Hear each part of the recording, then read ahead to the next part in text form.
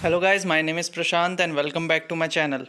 सो आज इस वीडियो में हम काफ़ी इंपॉर्टेंट टॉपिक डिस्कस करने वाले हैं विच इज़ मीटर ब्रिज और स्लाइड वायर ब्रिज। कैसे वर्क करता है, क्या इसका प्रिंसिपल होता है, ये सब हम डिस्कस करेंगे। फिर उसके बाद कुछ हम न्यूमेरिकल्स देखेंगे। तो स्टार्ट करते हैं।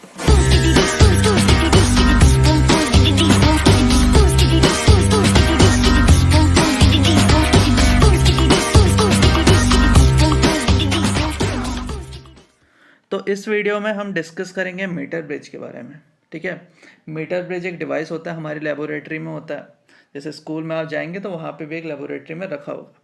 ठीक है, कुछ इस तरीके का दिखता है। मीटर ब्रिज को हम मीटर ब्रिज इसलिए कहते हैं क्योंकि इसमें एक 1 मीटर लॉन्ग वायर होता है। ठीक है, और P और Q जो यहाँ पे रजिस्टर दिखाए हुए हैं, ये भी रजिस्टर्स होते हैं। यहाँ पे एक नोन होता है, जैसे P को अगर नोन लेंगे तो Q हमारा अननोन रजिस्टर है। ठीक है, इन दोनों रजिस्टर्स के बीच में गैल्वेनोमीटर लगा होता है, ये रहा गैल्वेनोमीटर, और वो कनेक्टेड होता है एक जॉकी से। जॉकी एक निडल होती है मेटल की, जिसको हम स्लाइड करते हैं ये वायर पे। ठीक है, तो अभी तो हम इसको समझेंगे कि कैसा सा होता है, बट इसको समझने से पहले हमें कुछ पुरानी चीज़ें वापस से रिकॉल करनी पड़ेंगी। सबसे पहले व्हीटस्टोन ब्रिज। ठीक है, व्हीटस्टोन ब्रिज के बारे में हमने अच्छे से एक वीडियो में डिस्कस किया था। अगर आप में से किसी को वो वीडियो देखना है तो ऊपर आई बटन में क्लिक करके आप उस वीडियो पे भी जा सकते हैं। बट थोड़ा बहुत अगर व्हीटस्टोन ब्रिज को रिकॉल करें तो ये अरेंजमेंट होता था 4 रेजिस्टेंस का। ठीक है, R1, R2, R3, R4 कुछ इस तरीके का ये अरेंजमेंट होता था। बीच में गैल्वेनोमीटर हमने लगाया होता था। तो इसका प्रिंसिपल यही कहता था कि भाई अगर गैल्वेनोमीटर जो बीच में है, ठीक है, गैल्वेनोमीटर अगर ज़ीरो डिफ्लेक्शन शो कर रहा है तो ये जो ब्रिज है वो बैलेंस कंडीशन में है। बैलेंस कंडीशन यानी कि R1/R2 ऊपर के दोनों resistance is equals to R3/R4। ठीक है, ये कंडीशन यहाँ पे स्टैब्लिश होती थी व्हीटस्टोन ब्रिज में। और आपको पता है गैल्वेनोमीटर में से करंट क्यों नहीं जाएगा? कब ऐसा होगा जब गैल्वेनोमीटर में से करंट नहीं जाएगा? आपको पता है कि जब पोटेंशियल सेम होता है, यानी कि जब C पॉइंट का पोटेंशियल D पॉइंट के पोटेंशियल के इक्वल होगा तो इसमें करंट जाना चाहिए या नहीं जाना चाहिए? नहीं जाना चाहिए, सिंपल सी बात है। ठीक है, I1 करंट आया ऊपर वाली ब्रांच में, I1 ही एग्जिट कर जाएगा। I2 एंटर हो रहा है तो I2 ही एग्जिट कर जाएगा। तो ये होती थी व्हीटस्टोन ब्रिज में बैलेंस की कंडीशन। ठीक है, ये चीज़ हमें पता होनी चाहिए मीटर ब्रिज यूज़ करते टाइम। और सेकंड चीज़ कि अगर मेरे पास एक कंडक्टर है, ठीक है, कोई भी एक कंडक्टर है अगर, तो उसकी एक रजिस्टिविटी होती है। कम होगी लेकिन होती है।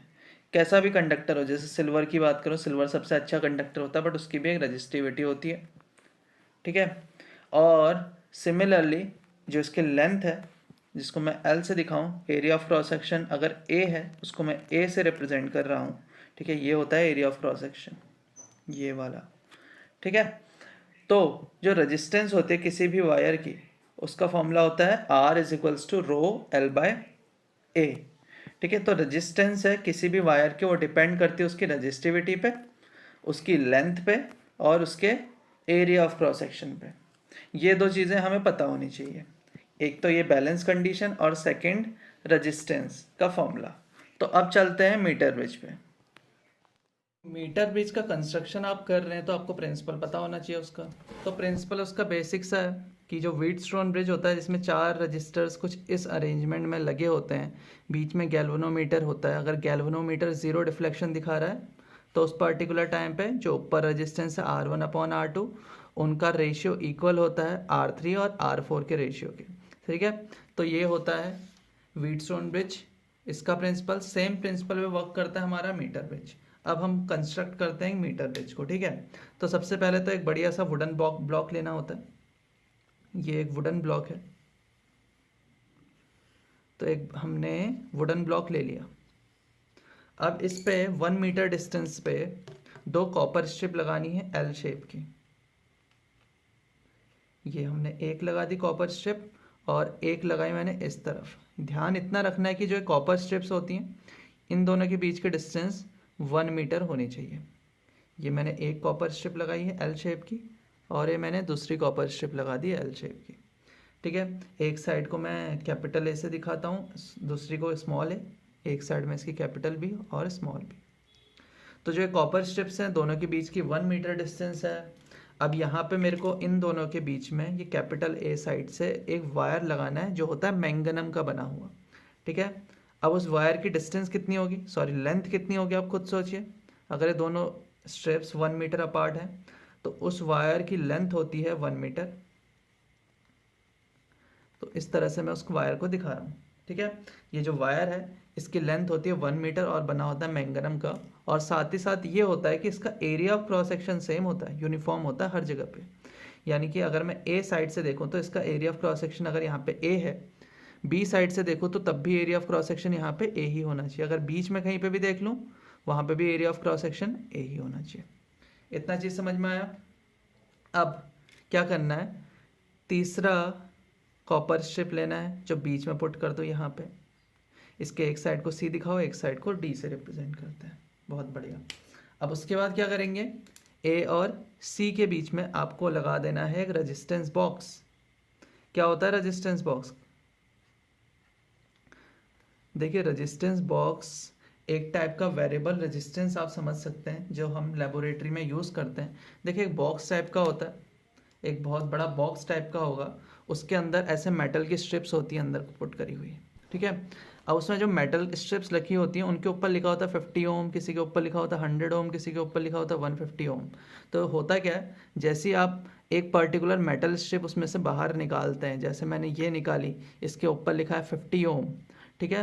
तो यानी कि उस टाइम पे ये रेजिस्टेंस बॉक्स 50 ओम की तरह काम करेगा। अगर मैं 100 ओम वाले निकाल रहा हूँ तो वहाँ पे काम करेगा 100 ओम वाला तरह, ठीक है। तो ये था रेजिस्टेंस बॉक्स। अब दूसरी साइड यानी कि डी और बी के बीच में आपको एक रजिस्टर लगाना है जिसका वैल्यू आपको नहीं पता, यानी कि एक अननोन रेजिस्टेंस लगानी है, ठीक है। हम सारा का सारा काम कर क्यों रहे, अननोन रेजिस्टेंस फाइंड आउट करने के लिए तो कर रहे हैं। अब उसके बाद क्या करना है, सी और डी के बीच में एक गैल्वेनोमीटर लगाना है। ये गैल्वेनोमीटर को इस तरह से रिप्रेजेंट करते हैं। गैल्वेनोमीटर क्या करता है, करंट मेजर करता है, स्मॉल से स्मॉल करंट। गैल्वेनोमीटर का एक साइड है सी डी के बीच में और दूसरे साइड में उसमें लगा होता है एक जॉकी। जॉकी एक मेटल की निडल होती है, बस इतना समझना है। अब सर्किट है, सर्किट को कहीं ना कहीं से बैटरी कनेक्ट होनी चाहिए क्योंकि पोटेंशियल डिफरेंस होगा तभी तो इसमें करंट फ्लो करेगा। तो ए और बी पे हम एक बैटरी लगा देते हैं और बैटरी के साथ लगा होता है एक स्विच जिसको मैं के से रिप्रेजेंट करता हूँ। कंस्ट्रक्शन समझ में आ गया मीटर ब्रिज का, ठीक है। अब एक चीज़ अभी भी बच गई इसके अंदर, वो चीज़ क्या बची है कि हमें मीटर ब्रिज बनाया तो हमें एक यहाँ पे स्केल भी तो होना चाहिए, हमारे पास एक स्केल भी तो होना चाहिए, वो यहाँ पे पुट करा होता है। तो ए बी के बीच में एक स्केल लगा होता है 1 मीटर लंबा, जिसको इस तरह से दिखाते हैं, ठीक है। अब उसमें ऐसे बहुत सारी प्लेसेस पे वैल्यूज़ दी होंगी कि सपोज ये है 10 centimetre, 20 centimetre, 30 centimetre and so on. A point से बी पॉइंट तक डिस्टेंस बताई होगी, ठीक है। अब होने वाला है क्या है, अब होने वाली है वर्किंग। जैसे स्विच को क्लोज करोगे करंट फ्लो करना स्टार्ट करेगा पूरे सर्किट में। ये जो गैल्वेनोमीटर है, अब ये जो गैल्वेनोमीटर का जॉकी है इसको हम ए साइड से धीरे धीरे धीरे धीरे स्लाइड करना स्टार्ट करते हैं। तो देखिए जब ए साइड पे गैल्वेनोमीटर की ये जो जॉकी है वो होगा तो वहाँ पे क्या होगा, गैल्वेनोमीटर कुछ डिफ्लेक्शन दिखा रहा होगा, कुछ इस तरफ को दिखा रहा होगा। जैसे जैसे आगे आप बढ़ते जाओगे डिफ्लेक्शन थोड़ा सीधा होता जाएगा, मेंटेन होता जाएगा और एक टाइम पे गैल्वेनोमीटर दिखाएगा 0 डिफ्लेक्शन, ठीक है। उस पॉइंट को मैं एन से रिप्रेजेंट करता हूँ। फिर अब गैल्वेनोमीटर को जब आप इधर को मूव करना स्टार्ट करेंगे, ठीक है, जब गैल्वेनोमीटर को इधर को मूव करना स्टार्ट कर रहे हैं, अब गैल्वेनोमीटर 0 से धीरे धीरे राइट हैंड साइड को मूव करना स्टार्ट करेगा और इधर जाओगे तो एफ से एक्सट्रीम राइट हैंड साइड को वो मूव कर चुका होगा। तो हमें मतलब है सिर्फ वो नल पॉइंट से, क्योंकि पूरे वायर में सिर्फ एक ही नल पॉइंट आपको देखने को मिलेगा, ठीक है। तो नल पॉइंट आपको देखने को मिला, हमने पहले ही रेजिस्टेंस बॉक्स में एक सुटेबल रेजिस्टेंस पे इसको पुट कर दिया था, ठीक है, जिसको मैं R1 से रिप्रेजेंट करता हूँ। तो हमें नल पॉइंट मिल चुका है। अब नल पॉइंट की आपको डिस्टेंस देखनी है कि ए पॉइंट से वो कितने डिस्टेंस पे है नल पॉइंट, ये हम फाइंड आउट कर लेंगे इस स्केल की हेल्प से। तो मैं बोलता हूँ कि भाई जो नल पॉइंट था उसके डिस्टेंस ए से एल लेंथ पे है, ठीक है। तो ऑब्वियसली जो नल पॉइंट होगा उसकी बी जो पॉइंट है वहाँ से कितने डिस्टेंस हो जाएगी 100 माइनस एल। क्यों? एल सेंटीमीटर डिस्टेंस पे यहाँ पे अपार्ट है नल पॉइंट, तो इस साइड अपने आप 100 माइनस एल हो जाएगा, क्योंकि 1 मीटर में 100 सेंटीमीटर होता है। इतना चीज़ समझ में आया? तो देखो ये है R1, जो अननोन रेजिस्टेंस है उसको मानो R2, ठीक है। अब देखो ये जो वायर है मैंगनम का वायर बना हुआ है, यूनिफॉर्म क्रॉस सेक्शन है इसका। तो देखिए जो नल पॉइंट से इधर की वायर है उसकी लेंथ L है, तो क्या उसकी भी खुद की रेजिस्टेंस होगी या नहीं होगी? आप खुद सोचिए। बिल्कुल होगी, क्योंकि कोई भी वायर है उसकी रेजिस्टेंस होती है, अभी हमने देखा था। तो रेजिस्टेंस बट होगी कितनी, ये भी तो पता होना चाहिए। तो वो रेजिस्टेंस को मैं R3 से रिप्रेजेंट करता हूँ। फॉर्मूला होगा रो, जितनी लेंथ है उसकी L upon area of cross section which is A। अब नल पॉइंट से जो इधर वाला वायर है इसकी भी खुद की एक रेजिस्टेंस होगी, जिसको मैं R4 से रिप्रेजेंट करता हूँ। इसका वैल्यू होगा रो, लेंथ है इसकी 100 माइनस एल अपॉन ए, ठीक है। अब देखो गैल्वेनोमीटर ने एन पॉइंट पे जीरो डिफ्लेक्शन दिखाया, तो इट मीन्स यहाँ पे वो बैलेंस कंडीशन में है। और जब भी बैलेंस कंडीशन होती है तो ऊपर के रेजिस्टेंस यानी कि R1 R2 इन दोनों का रेशियो हमेशा इक्वल होता है R3 अपॉन R4 के। R1 upon R2 is equals to R3 upon R4। R3 का वैल्यू पुट करिए कितना है, रो L बाय ए।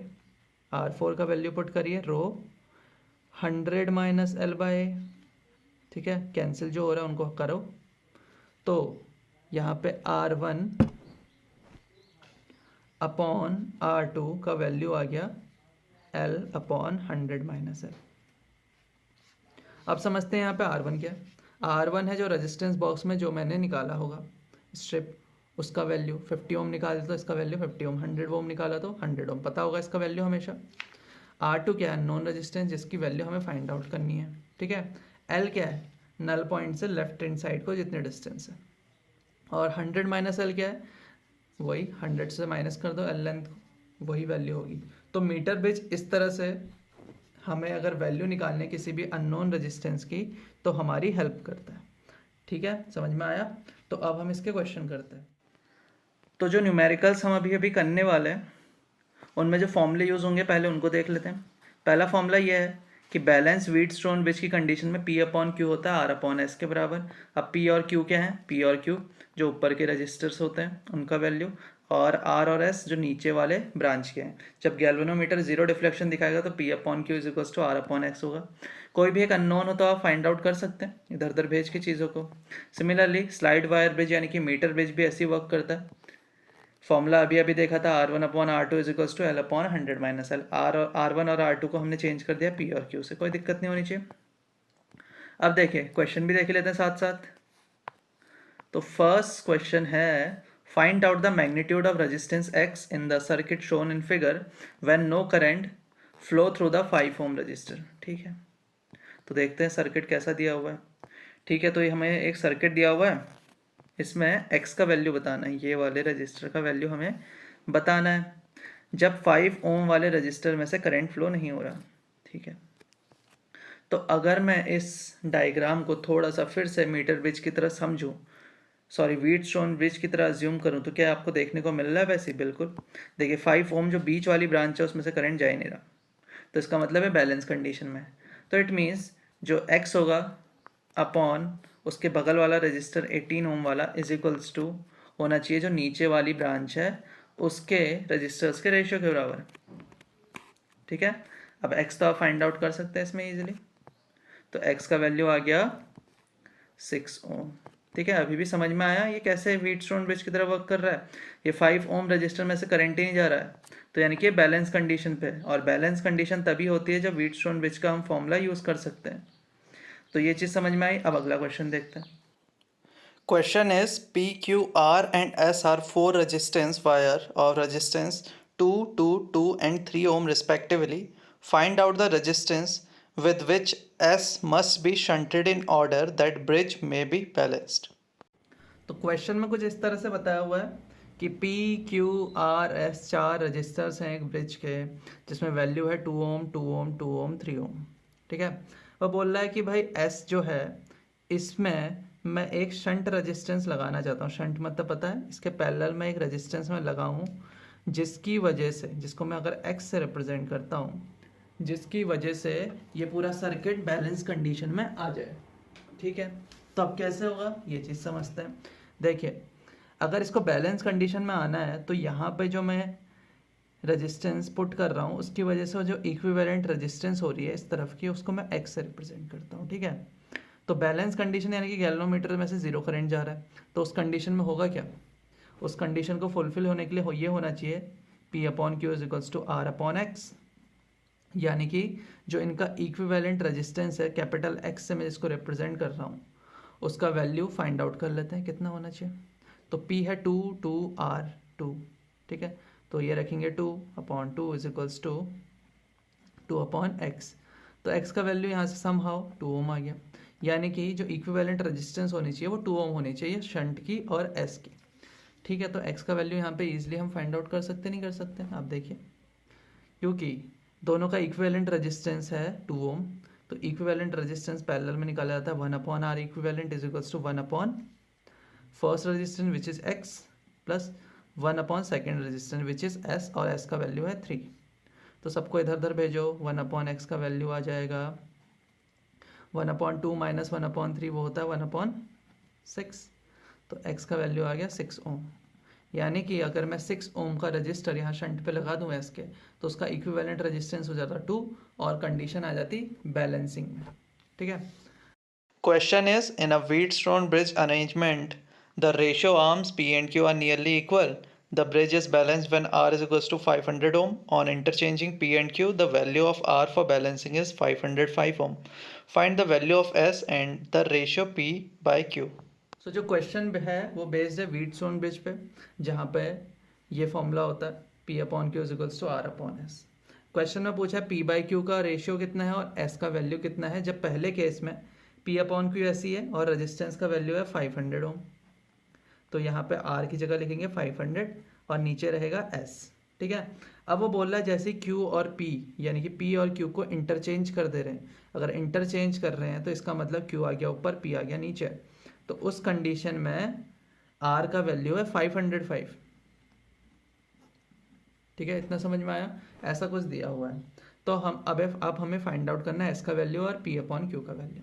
तो पहले S के लिए काम करते हैं। S को फाइंड आउट करने के लिए जो पहली इक्वेशन है और दूसरी इक्वेशन, दोनों को अगर मैं मल्टीप्लाई कर दूं तो क्या होगा, Q से Q कैंसिल, P से P कैंसिल हो जाएगा, इस तरह से होगा नहीं होगा, मल्टीप्लाई करते time P upon Q is into Q by P is equals to 500 by S into 505 by S, इस तरह से होता, इससे ये कैंसिल इससे ये कैंसिल, तो S स्क्वायर का वैल्यू आ गया 500 इंटू 505, सो S आ जाता है, स्क्वायर रूट हटाओ तो आ जाता 502.5 ओम, इसका वैल्यू आ चुका है। ठीक है, कैलकुलेट करना इतना ही आएगा। अब P बाई Q का रेशियो भी आप निकाल सकते हैं, 500 अपॉन 502.5, तो वो आएगा 1:1.005। तो क्वेश्चन इजी सा था। अब क्वेश्चन देखिए, calculate the current drawn from the battery by the network of resistors shown in figure. तो कुछ इस तरीके का डायग्राम दिया हुआ है जिसमें 5 रजिस्टर्स लगे, 1 ओम, यहाँ पे 2 ओम का, यहाँ 5 ओम का, 4 ओम का और 2 ओम का, 4 वोल्ट की बैटरी लगी हुई है। बोल रहा है कि कितना करंट ड्रॉ करने वाली है ये बैटरी, तो करंट ड्रॉ कितना करने वाली, ओम्स लॉ से फाइंड आउट करने के लिए हमें पता होना चाहिए कितनी वोल्टेज है, वो तो हमें पता है, अपॉन कितना इक्विवेलेंट रेजिस्टेंस है। अब हमें फाइंड आउट करना है आर इक्विवेलेंट, तो उसके लिए सर्किट को थोड़ा सिंप्लीफाई करना पड़ेगा। अब देखिए, ये पॉइंट बी है, ये पॉइंट डी है, ये पॉइंट बी को बाहर को स्ट्रेच करता हूँ। ठीक है, ये पॉइंट बी को मेरे को बाहर को स्ट्रेच करना है और डी पॉइंट को भी बाहर को स्ट्रेच कर दूँ अगर मैं, तो ये सर्किट थोड़ा सा स्ट्रेच हो जाएगा और ये नया सर्किट किस तरह से देखने को मिलेगा उसको समझते हैं। ये पॉइंट ए लो, ये पॉइंट सी लो। अब ये ए पॉइंट से देखोगे अगर आप, तो 2 रेजिस्टेंस लगे हुए हैं, 1 ओम का और 2 ओम का, तो 1 ओम का इधर को दिखा देता हूँ, ठीक है, और 2 ओम का नीचे को दिखाता हूँ, कोई दिक्कत है नहीं है। ठीक है, अब देखिए 1 ओम का रजिस्टर लगता है पॉइंट बी से, बी पॉइंट पे लगा हुआ है, ठीक है, और 2 ओम का रजिस्टर आगे जाके लगता है डी पॉइंट से, बी और डी पॉइंट के बीच में एक 5 ओम का रजिस्टर लगा हुआ है, ये तो देखने को मिल रहा होगा। तो यहाँ पे एक रजिस्टर लगा दो इन दोनों के बीच में 5 ओम का। अब देखो पॉइंट बी से एक ही रजिस्टर जा रहा है 2 ओम का सी पे, तो मैं कुछ इस तरह से दिखाता हूँ। 2 ओम का गया सी पे। अब यहाँ पे देखिए डी पॉइंट से एक रजिस्टर जाता है सी का, सी तक 4 ओम का, ठीक है। और यहाँ पे लगी हुई है बैटरी, इतना समझ में आया, 4 वोल्ट की। अब देखिए यहाँ पे रेशियो देखिए 1/2 इज इक्वल, और यहाँ नीचे देखेंगे 2/4, वो भी 1/2 होता है। तो यानी कि कहीं ना कहीं ये सर्किट बैलेंस कंडीशन में है, तो ये 5 ओम वाले उसमें से करंट ड्रॉ नहीं होगा, नहीं होगा। आप खुद देखिए, क्योंकि 1/2 ऊपर का रेशियो देखें तो 1/2, नीचे का रेशियो देखें तो 2/4, यानी कि वो भी 1/2। दोनों का रेशियो इक्वल है, यानी कि ये कंडीशन बैलेंस की है, ठीक है। यानी कि 5 ओम वाले में से करंट नहीं जाने वाला। तो अब वापस से इक्विवेलेंट सर्किट बनाते हैं। अब इक्विवेलेंट सर्किट कुछ इस तरह से होने वाला है कि भैया ऊपर 2 रजिस्टर लगे हुए हैं सीरीज़ में, 1 ओम और 2 ओम का, यानी कि दोनों को ऐड कर दें तो ऊपर लगा है 3 ओम का रजिस्टर, और नीचे लगा हुआ है 4 ओम और 2 ओम को ऐड करिए 6 ओम का रजिस्टर। दोनों का निकाल दीजिए इक्विवेलेंट रेजिस्टेंस। 4 वोल्ट की बैटरी है, तो आर इक्विवेलेंट का वैल्यू हो जाएगा 3 × 6/3 + 6, यानी 18/9, 2 ओम। तो करंट ड्रॉ हो रहा होगा I = 4, और रेजिस्टेंस है 2 की, यानी कि 2 एम्पेयर, ठीक है। अब इसी तरह का एक और क्वेश्चन देखते हैं। क्वेश्चन है each of the resistance in the network shown in figure equals R, find the resistance between 2 terminals A and C। तो क्वेश्चन में कुछ इस तरीके का डायग्राम दिया था, जिसमें एक ट्रायंगल था, उसमें R R R तीनों तरफ R रेजिस्टेंस लगी है, अंदर को भी एक चैम्बर बनाया हुआ है, R R उसमें लगी हुई है। इधर ये पॉइंट A है, ये पॉइंट C है, ये पॉइंट B, ये पॉइंट D। अब इनको मैंने पेंसिल से क्यों ड्रॉ किया, अभी हम आगे समझते हैं। तो उसने बोला कि A और C के बीच की इक्विवेलेंट रेजिस्टेंस आपको फाइंड आउट करनी है, ठीक है। तो इसको फाइंड आउट करने के लिए हमें पूरे सर्किट की इक्विवेलेंट रेजिस्टेंस फाइंड आउट करनी होगी। अब उसको कैसे फाइंड आउट करें, देखिए जो पॉइंट A है, अगर मैं सोचूं ये पॉइंट A को मैं यहाँ से उठाता हूँ और इस साइड को कर देता हूँ, ठीक है। इस साइड को इसको मैंने कर देना, और C पॉइंट को भी इस साइड को कर देता हूँ। तो ये डायग्राम कुछ इस तरीके का हो जाएगा कि पॉइंट A को आप यहाँ ले आए, ठीक है। तो पॉइंट A तो यहाँ आ गया। अब देखिए पॉइंट A है, उससे 2 रजिस्टर लगे हुए थे D और B पे, तो वो रजिस्टर्स अभी भी लगे होंगे या नहीं लगे होंगे, अभी भी लगे होंगे। यहाँ को लगा था B की तरफ को R का, और D की तरफ को भी R का लगा हुआ है। अब इस सर्किट को देखते हैं कैसा देखने में लग रहा है। इनको हटाइए, ठीक है, इनको हटा दिया। अब इस C वाला भी जो है टर्मिनल, इसको भी खींच के बाहर को कर दो। अब देखो सर्किट, अब सर्किट देखने को कैसा मिल रहा है आपको, एक रजिस्टर, 2 रजिस्टर, 2 रजिस्टर नीचे को, और बीच में BD के बीच में रेजिस्टेंस R लगी हुई है। फिर से देखते हैं कि बैलेंसिंग की कंडीशन है या नहीं है। ऊपर के 2 रेजिस्टेंस देखिए R और R वैल्यू होती 1/1, नीचे देखिए R और R 1/1, यानी फिर से इक्विवेलेंट रेजिस्टेंस जब हम फाइंड आउट करेंगे तो BD को हम यूज़ नहीं करने वाले, क्योंकि बैलेंसिंग की कंडीशन में है। फिर से जो BD है बीच में, वो उसमें करंट जा ही नहीं रहा, तो उसको इंक्लूड करने की ज़रूरत क्या। तो फिर से ये रजिस्टर कुछ इस तरह से देखने को मिलेगा, ठीक है। ऊपर ये दोनों सीरीज़ में R और R, यानी कि 2R, नीचे दोनों सीरीज़ में R और R, यानी कि 2R, ठीक है। ये पॉइंट C, ये पॉइंट A, दोनों पैरेलल में हैं, तो R इक्विवेलेंट का फॉर्मूला हो जाएगा 2R × 2R upon 2R + 2R। तो आंसर जाता 4R² 4R, यानी कि R आंसर आ गया। तो R इक्विवेलेंट है R। अब इसी तरह एक और क्वेश्चन देखते हैं। Question is find the value of the unknown resistance R in the following circuit if no current flows through the section AO। Also calculate the current drawn by the circuit from the battery of EMF 6 volt and negligible internal resistance। तो question में वापस से कुछ इस तरीके का ही diagram है, जिसमें आपसे बोला है कि कुछ इस तरीके का सर्किट है, और जो AO ब्रांच है इसमें करंट नहीं जा रहा है, ठीक है। हमें फाइंड आउट करना है कि x का वैल्यू कितना है और साथ ही साथ फाइंड आउट करना है कि करंट कितना ड्रॉन हो रहा होगा इस बैटरी की वजह से, ठीक है। तो उसको करना स्टार्ट करते हैं। अब वापस से सर्किट को थोड़ा सा मॉडिफाई करते हैं। ये जो BC के बीच में 6 वोल्ट और 2.4 ओम का रजिस्टर लगा है, इसको थोड़ा सा हम नीचे की साइड लगा देते हैं, ठीक है। कोई चेंज नहीं आएगा उससे भी, आप देख लीजिए। तो इसको मैं लगा रहा हूँ नीचे की साइड, यानी कि थोड़ा सा स्ट्रेच आउट करा, 6 वोल्ट यहीं रहने दिया और 2.4 ओम का जो रजिस्टर था उसको भी कुछ इस तरह से लगा रहे हैं। तो यहाँ C, यहाँ पे B, कोई चेंज आया? अभी भी नहीं आएगा। अब जो AO है उसको खींच के नीचे कर दो तो भी कुछ चेंज आना चाहिए, आप खुद सोचिए। बिल्कुल नहीं। तो होगा क्या, ये जो 3 ओम वाला था, या फिर मैं ये O पॉइंट बोलूँ, ये थोड़ा नीचे हो जाएगा, ठीक है, जिसका 10 ओम वैल्यू था, और बीच में लगा हुआ था 3 ओम का रजिस्टर, इधर आ गया, और X जो था वो इधर आ जाएगा, ठीक है। इतना समझ में आया? अब आगे चलते हैं। अब उसने बोला अभी अभी कि जो ये AO ब्रांच है इसमें से करंट नहीं जा रहा है। अब इसमें से करंट कब नहीं जाएगा, क्योंकि आप इस उधर देखिए फिर से एक व्हीटस्टोन ब्रिज आपको देखने को मिल रहा है, 2 ओम 4 ओम ऊपर की साइड, 3 ओम और X नीचे की साइड, और करंट इसमें जा नहीं रहा, यानी कि बैलेंसिंग की कंडीशन है, यानी कि 2/4 का वैल्यू इक्वल होना चाहिए 3/x के। तो यहाँ से X का वैल्यू आ जाएगा 6 ओम। इतना समझ में आया? बैलेंसिंग की कंडीशन है तो ये तो काम नहीं कर रहा, तो X तो हमने फाइंड आउट कर लिया। अब फाइंड आउट करना है करंट कितना ड्रॉ हो रहा होगा। तो फिर से इक्विवेलेंट सर्किट बनाइए।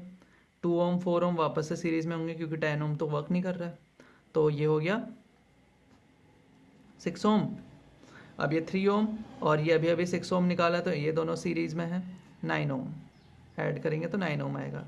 बैटरी अभी भी लगी हुई है 6 वोल्ट की, और साथ में लगा हुआ है 2.4 ओम का रजिस्टर। ये दोनों है पैरेलल में और इसके सीरीज़ में आएगा जो भी आएगा। 6 ओम और 9 ओम का आर इक्विवेलेंट फाइंड आउट करेंगे। तो आर इक्विवेलेंट फाइंड आउट करेंगे तो होगा 6 × 9 अपॉन 9 + 6, वो आ जाएगा 3.6 ओम। अब 3.6 ओम का रजिस्टर और 2.4 ओम दोनों सीरीज़ में होते, तो आर इक्विवेलेंट पूरे सर्किट का आ गया 3.6 + 2.4 होता है 6 ओम। बैटरी है 6 वोल्ट की, आर इक्विवेलेंट है 6 ओम, तो करंट ड्रॉ हो रहा होगा 6/6 यानी कि 1 एम्पेयर का। तो देखिए इस तरह से इनके क्वेश्चन करना। अब थोड़ा सा हम मीटर ब्रिज के क्वेश्चन देखते हैं। सो यहाँ पे क्वेश्चन देखिए, question is in a metre bridge the length of the wire is 100 centimetre, at what position will the balance point be obtained if the two resistance are in ratio 2:3? ठीक है। तो देखिए अगर मीटर ब्रिज की बात करें तो उसका फॉर्मूला कुछ इस तरह से ही होता था, R1/R2 = L/100 - L, जहाँ पे R1 को X ले लिया है, R2 को R ले लिया है, ठीक है। उसने बताया कि बैलेंस पॉइंट फाइंड आउट करना है, ठीक है, पोजीशन फाइंड आउट करनी है बैलेंस पॉइंट की जब जो दोनों रेजिस्टेंस हैं उनका रेशियो है 2:3, यानी कि X/R को चेंज कर दो 2:3 से। तो देखो इक्वेशन में पुट करो, आंसर निकालो, सीधा सा हो गया। अब तो इधर उधर भेजो चीज़ों को, तो L का वैल्यू आ गया 40 सेंटीमीटर, ठीक है। तो इस तरह के क्वेश्चन तो नहीं आएंगे, अगर एग्जाम में आते हैं तो इतना ईजी क्वेश्चन तो नहीं आएगा। अब थोड़ा और क्वेश्चन देखते हैं इससे। क्वेश्चन देखिए, with a certain resistance in left gap of a slide wire metre bridge the balance point is obtained when a resistance of 10 ohm is taken out from the resistance box. On increasing the resistance from the resistance box by 12.5 ohm, the balance point shift by 20 centimeter. Find the unknown resistance. So question में बताया है कि एक specific resistance X यहाँ पे हमने लगाई हुई है मीटर ब्रिज पे, और राइट हैंड साइड में इस बार लगाया हुआ है हमने रेजिस्टेंस बॉक्स। तो इनिशियली रेजिस्टेंस बॉक्स में से हमने 10 ओम का रजिस्टर हटाया, तो यानी कि अभी इसकी रेजिस्टेंस है 10 ओम। अब मैंने इसको स्लाइड करना स्टार्ट करा जॉकी को, तो आपने देखा कि लेफ्ट हैंड साइड से L डिस्टेंस पे नल पॉइंट आ गया। तो पहली कंडीशन में इक्वेशन बन जाएगी X/10 = क्या होता है, L/100 - L। ये चीज़ समझ में आ गया। अब उसके बाद क्या कह रहा है कि रेजिस्टेंस बॉक्स में से 10 ओम तो पहले से निकाला था, साथ ही साथ अब मैंने निकाल दिया उसमें से 12.5 ओम भी, तो अब रेजिस्टेंस हो गई इतनी। तो अब आप खुद सोचिए नल पॉइंट शिफ्ट होगा नहीं होगा? बिल्कुल होगा, क्योंकि इस साइड की रेजिस्टेंस बढ़ रही है तो नीचे की भी इस साइड से बढ़नी पड़ेगी, और उसने बताया कि जो नल पॉइंट है वो 20 सेंटीमीटर शिफ्ट होगी, ये नहीं बताया कहाँ को होगा। लेकिन आप खुद सोचिए, अगर रेजिस्टेंस यहाँ की बड़ी है तो इस साइड का लेंथ बड़ा होगा, तो यानी कि इधर को ही नल पॉइंट आया होगा, तो 20 सेंटीमीटर शिफ्ट हो गया है। ठीक है, तो अगली इक्वेशन क्या बन जाएगी, ये तो ऐसी है, अपॉन इधर रेजिस्टेंस बढ़ गया है 22.5 हो चुका है, इज इक्वल्स टू पहले लेंथ थी L, अब लेंथ हो चुकी है L माइनस 20। ठीक है, और नीचे भी हो जाएगा 100, इतनी लेंथ हो गई ना इस साइड की, अब तो वो होगा 100 माइनस, क्योंकि पूरी लेंथ है 100 और उसमें से माइनस करना है इतना, यानी कि L माइनस 20, इसमें से भी माइनस करना है। ठीक है, ये दो इक्वेशन बन गई। ठीक है, अब ये दोनों इक्वेशन को डिवाइड कर देते हैं, ये दोनों इक्वेशन को हम डिवाइड कर देंगे, तो उससे क्या होगा, x upon 10 divided by x upon 25, sorry 22.5 is equals to L upon 100 minus L upon L minus 20 upon 100 minus L minus 20। इस तरह से होगा, x से x कैंसिल हो जाएगा, सिर्फ एक ही वेरिएबल बचता है L, तो सब चीज़ों को इधर उधर भेजेंगे, तो इक्वेशन आ जाती है यहाँ पे L square minus 120L plus 3600 is equals to 0। मैं तो सीधे लिख रहा हूँ, बट आप इसको सॉल्व करेंगे कुछ इस तरह से ही आएगी, वरना अगर देखना है तो यहाँ देखिए, ये हो जाएगा 22.5 अपॉन 10, यहाँ हो जाता L और ये ऊपर जाता, ठीक है, ये होता 120 माइनस L और नीचे हो जाता 100 माइनस L माइनस 20। तो अब इसको सब चीज़ों को इधर उधर भेजेंगे, अब तो हो ही जाएगा, अब तो इस फॉर्म में आ ही जाएगी। तो L का वैल्यू आ जाएगा 60 सेंटीमीटर। इसको सॉल्व करिए, क्वाड्रेटिक इक्वेशन है, L का वैल्यू आ गया 60 सेंटीमीटर। अब तो क्वेश्चन ईजी है, x का वैल्यू फाइंड आउट करना है, किसी भी इक्वेशन में रख दो, इसी वाली इक्वेशन में रख देते हैं, x upon 10 is equals to L which is 60 upon 100 minus L, यानी कि 40 हो जाएगा। तो इससे इसको कैंसिल करिए, तो x आ जाएगा 60 अपॉन 4 यानी कि 15 ओम। ठीक है, इस तरह से क्वेश्चन था। Question is in a metre bridge the null point is found at a distance of 33.7 centimetre from A. If now a resistance of 12 ohm is connected in parallel with S, the null point occurs at 51.9 centimeter. Determine the value of R and S. तो question में एक metre bridge दिया हुआ है जिसमें एक resistance R है, एक रेजिस्टेंस S है। तो इस कंडीशन में जो A पॉइंट है वहां से नल पॉइंट आ रहा है 33.7 सेंटीमीटर। ठीक है, तो इस कंडीशन में अगर मैं मीटर ब्रिज की इक्वेशन बनाऊंगा तो कुछ इस तरह से होगी, R upon S is equals to 33.7 upon 100 minus 33.7, वो होता 66.3।